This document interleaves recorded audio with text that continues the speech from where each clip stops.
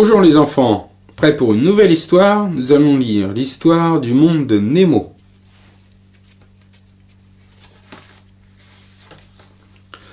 Nemo est un poisson clown. Il est très curieux et aimerait explorer l'océan. Mais son père, marin, refuse. C'est bien trop dangereux. Un jour pourtant, Nemo désobéit et s'approche d'un bateau qui flotte. Tout d'un coup, un plongeur surgit derrière lui et le capture. Marin est désespéré. Heureusement, il rencontre Dory, un poisson aux écailles bleues et jaunes, qui lui propose de l'aider à retrouver son fils. Peu après, Marin trouve le masque du plongeur qui a enlevé Nemo. Il est tombé du bateau de plongée au moment du démarrage.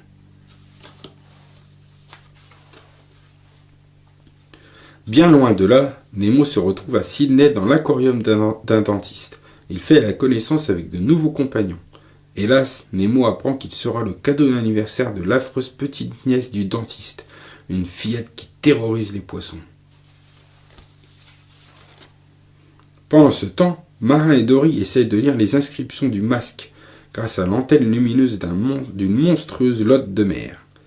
P. Sherman, 42 Wallaby Way, Sydney, déchiffre Dory. Puis un banc de poissons leur indique la direction de Sydney en formant une flèche géante.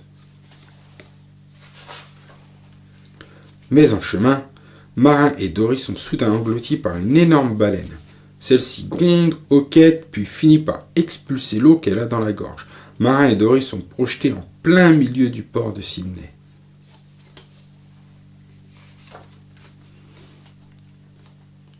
De son côté, Nemo a trouvé une ruse pour s'échapper. Il se fait passer pour mort afin d'être jeté dans le lavabo. Ainsi, Nemo nage dans les tuyaux d'évacuation et se retrouve libre dans l'océan. Dory et Marin retrouvent enfin le petit Nemo. Fier du courage de son fils, Marin le serre dans ses nageoires. « Je t'aime, papa, murmure Nemo. J'ai compris beaucoup de choses dans cette aventure. Je promets de ne plus jamais désobéir. » Et voilà. Merci d'avoir écouté cette histoire, j'espère qu'elle t'a plu. Si elle t'a plu, mets un pouce en l'air et pense à t'abonner pour recevoir les nouvelles histoires.